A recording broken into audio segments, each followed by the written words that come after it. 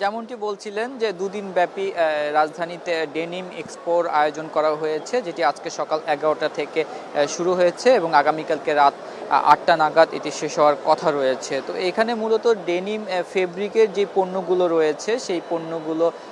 প্রদর্শনী হচ্ছে। এছাড়া ডেনিমের যেই পণ্য তৈরিতে যেই ধরনের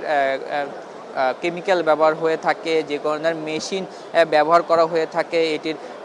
স্বাভাবিক কার্যক্রম সম্পন্ন করতে, সেই ধরনের মেশিন, কেমিক্যাল, সেই ধরনের স্টলও কিন্তু এখানে প্রদর্শনীতে এসেছে বিভিন্ন ধরনের প্রতিষ্ঠানগুলো। শুধু দেশি প্রতিষ্ঠান না, আন্তর্জাতিক যে প্রতিষ্ঠানগুলো রয়েছে আমাদের পার্শ্ববর্তী ভারত, চায়না, থাইল্যান্ড, আমেরিকা,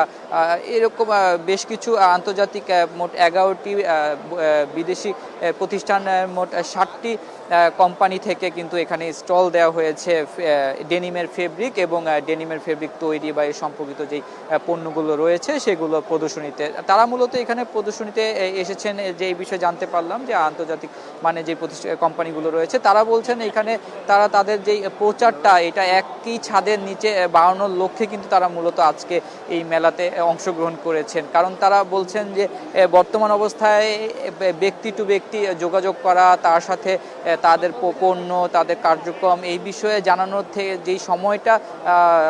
ব্যয় করতে হয় তার থেকে আজকে একই ছাদের নিচে এতগুলো প্রতিষ্ঠান, দেশি এবং বিদেশি প্রতিষ্ঠান মিলে যেখানে আছে, এখানে তারা সহজেই তাদের যে বায়ার আছে এবং যেই সাপ্লায়ার আছে, ক্রেতা আছে, তাদের একই ছাদের নিচে তারা একই দিনে খুব সহজে একাধিক তাদের পণ্য এবং তাদের কার্যক্রম সম্বন্ধে বলতে পারছেন। তবে এখানে যারা ভিজিটর আসছেন তারা যে কথা বলছেন যে তারা এখানে দেখতে আসছেন যে নতুন যেই উদ্ভাবন বলা যায়, যে ডেনিম নিয়ে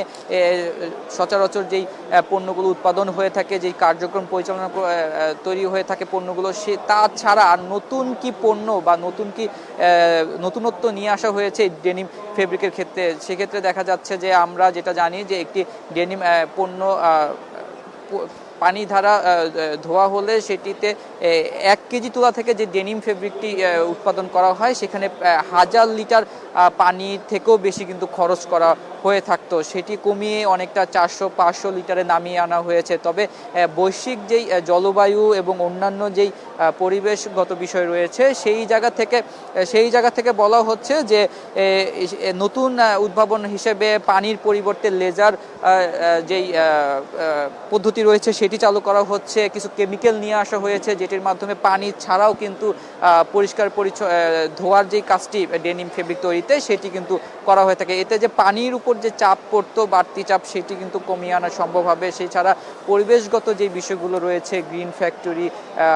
অন্যান্য যে ইয়েগুলো ক্ষতিকারক যে কেমিক্যাল বা বিষয়গুলো রয়েছে সেগুলো আস্তে আস্তে বন্ধ হয়ে যাবে বলে তারা জানিয়ে থাকে।